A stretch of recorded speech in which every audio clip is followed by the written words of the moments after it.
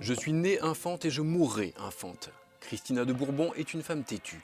Rien ni personne, pas même son père, l'ancien roi d'Espagne, Juan Carlos, ici à son bras, n'a pu la forcer à choisir entre son époux, Iñaki Urdangarin, et ses droits dynastiques.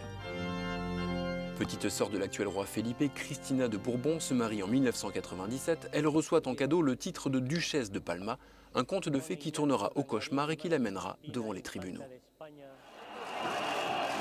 Le scandale éclate en 2011 alors que l'Espagne traverse une terrible crise économique.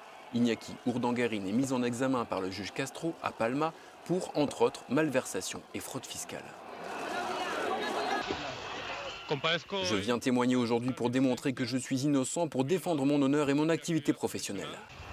En avril 2013, c'est le choc. C'est au tour de l'infante d'être mise en examen par le même juge Castro pour un délit présumé de complicité dans les activités illégales de son mari.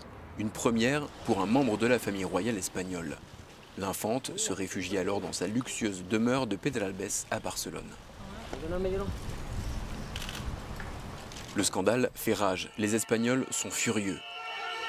L'affaire met à mal l'image de la famille royale, déjà bien écornée. Elle donne des arguments aux partisans d'un abandon de la monarchie.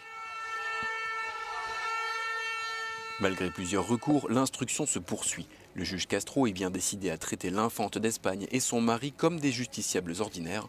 En janvier 2014, il réaffirme l'inculpation de Cristina pour fraude fiscale et blanchiment d'argent.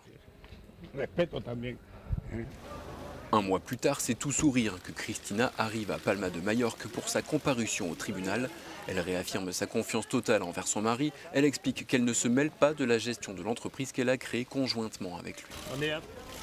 La semaine dernière, le couple arrive ensemble au procès. Mêmes arguments pour Cristina. Elle aime son mari, clame son innocence. Elle est finalement relaxée. Mais son entêtement lui a coûté sa place au sein de la famille royale qui ne lui adresse plus la parole.